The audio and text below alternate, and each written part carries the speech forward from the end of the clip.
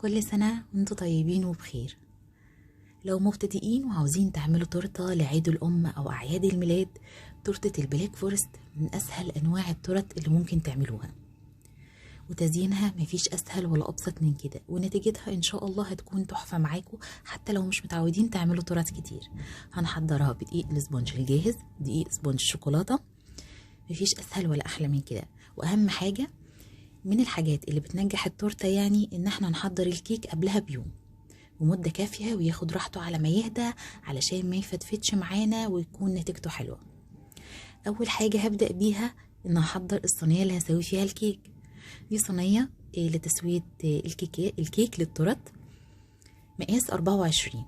هبتدي أبطنها بمكعب زبدة، همشيه بإيدي على قاع الصينية والجوانب كويس جدا، وبعد كده هجيب ورقة زبدة على شكل مربع، هتنيها هطبقها على شكل مستطيل، وبعد كده هطبقها تاني على شكل مربع صغير، والمربع ده هطبقه مثلثين، ده أول مثلث وده التاني، وهبتدي أظبط البوز المدبب بتاعه في النص بالظبط وهقص، وبكده هكون حضرت ورقة زبدة مقاسها مظبوط على قد قاع الصينية بالظبط. دي صينية مقاس 24 وبتاخد نص كيلو دقيق اسبونج، وبيكون ارتفاع الكيك بالنسبة لي حلو جدا، وبقطعه ممكن 3 طبقات أو 4 زي ما تحبوا. مكونات الكيك 6 بيضات في درجة حرارة المطبخ، وده مهم جدا، ما ينفعش البيض يكون ساقع خالص. هضيف عليهم معلقة كبيرة من المحسن الجل، وكمان معلقة كبيرة من الفانيليا السائلة، نقدر نستبدلها بفانيليا باودر، بس لو هنستخدم فانيليا باودر نضيف معاها كمان معلقة من الخل علشان زفارة البيض. وكمان هنضيف نص كيلو دقيق اسبونج شوكولاتة نشتريه جاهز موجود عند العطار أو أي محل بيبيع خامات الحلواني، وكمان نص كوباية من المية، مية عادية مش سخنة ومش ساقعة، وهبتدي أضربهم بالمضرب ما يقلش عن ربع ساعة. لو بالعجان بتاخد طبعا وقت أقل من كده. هنا لسه فيها مطة شوية، مش بتعمل منقار ثابت، اضربها كمان لحد ما حجمها يزيد وكمان لونها يبقى فاتح زي كده، تعمل معانا منقار اهو ثابت ما فيهوش مطة وما بينزلش معايا. كده جاهزة. هبتدي هصب الخليط في صينية الخبز اللي احنا حضرناها، واهم حاجة ان احنا نسخن الفرن قبلها ما يقلش عن 10 دقايق على درجة حرارة 170 من تحت بس. هصب الكيك في الصينية وهساوي الوش بتاعه كويس، وهخبطه خبطتين كده علشان نخرج اي هوا زيادة، وهدخله الفرن رف اوسط على درجة حرارة 170. هياخد من ساعة الا ربع ل50 دقيقة على حسب الفرن عندك، ومش بنشغل الشواية ومش بنفتح عليه الفرن خالص قبل ساعة الا ربع، وبنختبره بعود الشيش طاووق او بسكينة طلعت معانا نظيفة تمام، وبنغطيه بفوطة نظيفة وبنسيبه لحد تاني يوم. بعد كده نبتدي نزينه. بالنسبة للكريمة هنا كوبايتين كريم شانتيه خام غير محلى، ضفت عليهم لكل كوباية معلقة كبيرة من السكر البودرة، وكمان كوباية من الحليب وكوباية من المية. تقدروا تستخدموا كوبايتين حليب او كوبايتين مية زي ما تحبوا، ساقعين، وضربتهم كويس لحد ما ادينا قوام الكريم شانتيه المظبوط، ودخلتها التلاجة. وحضرت كمان شوكولاتة مبشورة. يبقى حضرنا الكريمة وحضرنا الشوكولاتة. ده الكيك. بعد ما هدي لتاني يوم هبتدي اقشر الوش ده. الوش ده بيكون فيه تلزيقة كده بسيطة، وده اللي بيكون فيه طعم او ريحة الزفارة، لازم نستغنى عنه وما ينفعش نستخدمه في اي حاجة تانية. هنقشره كويس. هي بتبقى طبقة بسيطة كده، بس لما نستغنى عنها بيكون افضل. كده خلاص. بعد ما شلنا كل الطبقة دي هبتدي اقسم الكيك. تقدروا تقسموه بمنشار الكيك الجاهز وتظبطوه على المقاس اللي انتوا عاوزينه، بس انا هنا بعمله بالطرنش ده، بقسمه بالطرنش ده وبيطلع معايا الحمد لله مظبوط جدا. هنا هقسمه ل3 طبقات، تقدروا تقسموه 4 زي ما تحبوا، بس 3 بالنسبة لي حلو جدا وارتفاعه حلو قوي. لو حابين ان الكيك نفسه يكون اعلى من كده تقدروا تصغروا مقاس الصينية اللي سويتوا فيها الكيك. يعني احنا سوينا الكيك في صينية مقاس 24، تقدروا تستبدلوها بصينية مقاس 22. دلوقتي جبت كيس حلواني وابتديت ان انا احط فيه شوية من الكريمة اللي احنا حضرناها.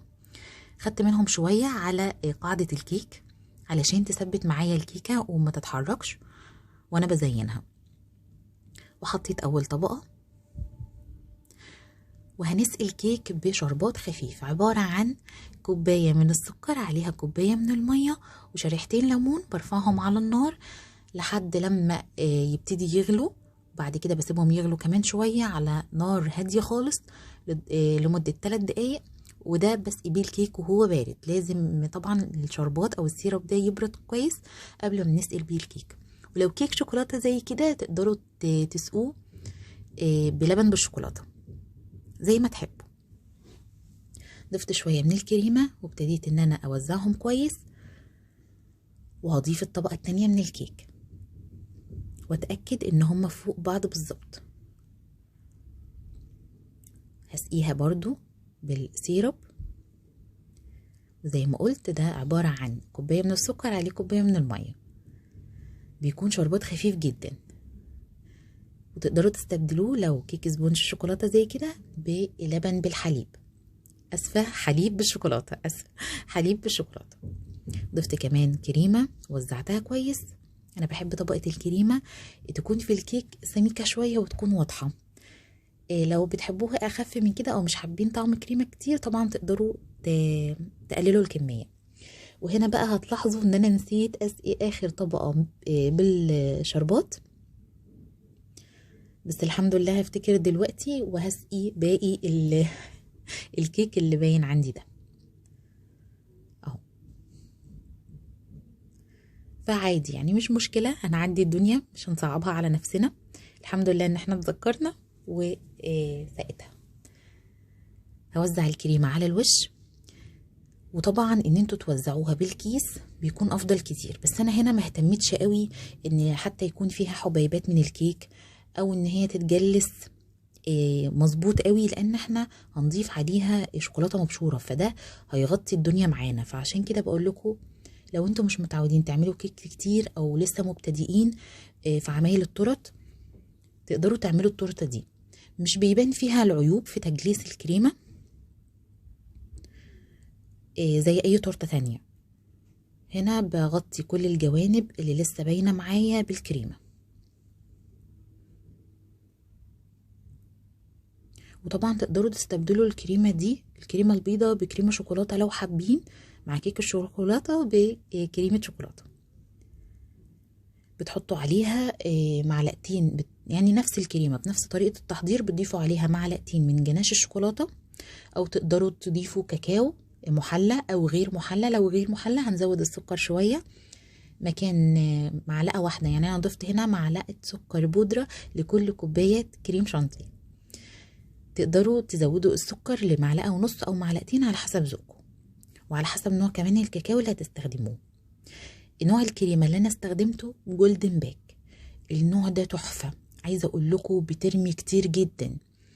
يعني ممكن في العادي ان كوبايه الكريمه بتاخد كوبايه من الحليب او كوبايه من الميه، لا بالمناسبه دي اخدت اكتر من كده.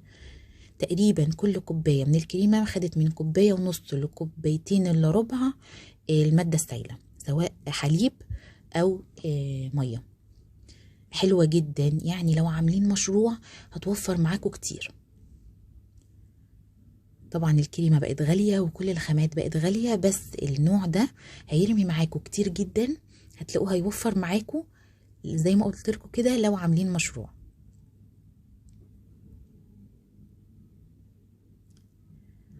هحاول طبعا على قد ما اقدر ان انا اجلسها يعني مظبوط، مش مظبوط قوي، يعني تكون متساويه، مش مكان اعلى من التاني. ولو مكان واطي شويه في الكريمه اوطى من الجنب التاني بزود الكريمه عادي جدا، مفيش اي مشكله، بس عشان ارتفاعها يكون مظبوط مش اكتر من كده. انا مش مهتمه قوي ان التجليس يكون مظبوط على قد ما يكون ارتفاعها والطبقه طبقه الكريمه اللي على الوش مستويه كويس جدا. وطبعا بعد ما بنخلص مهم قوي ان احنا ننظف قاعده التورته من الكريمه الزياده عشان تكون نظيفه طبعا قبل ما ندخلها التلاجة. الشوكولاته المبشوره انا بعد ما بشرتها دخلتها التلاجة علشان ما تسحش معايا وعلشان اقدر ان انا اتعامل بيها. تمام كده. بعد ما نبشر الشوكولاته بشرتها بالمبشره العاديه بتاعه المطبخ، دخلتها التلاجة علشان ما تاخدش درجه حراره المطبخ، خصوصا لو احنا في الصيف وتسيح معايا.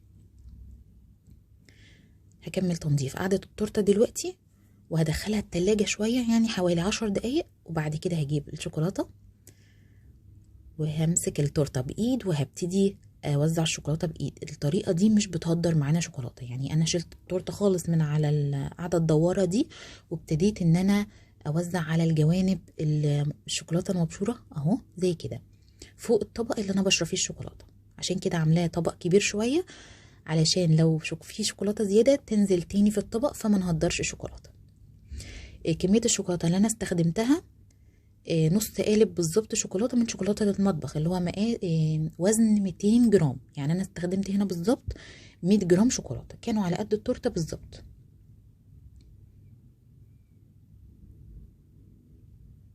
بتاكد ان كل الجوانب اتبطنت كويس او اتوزع عليها الشوكولاته كويس جدا، وبشيل اي شوكولاته زياده على قاعده التورته. وبعد كده هرجعها تاني على القاعدة الدوارة دي وهنكمل التزيين. حضرت هنا شوية من الكريمة في قمع او كيس حلواني، واستخدمت القمع ده على شكل وردة، قمع عادي خالص، وابتديت ان انا اعمل روزيتات او وردات كده صغيرة على التورتة كلها.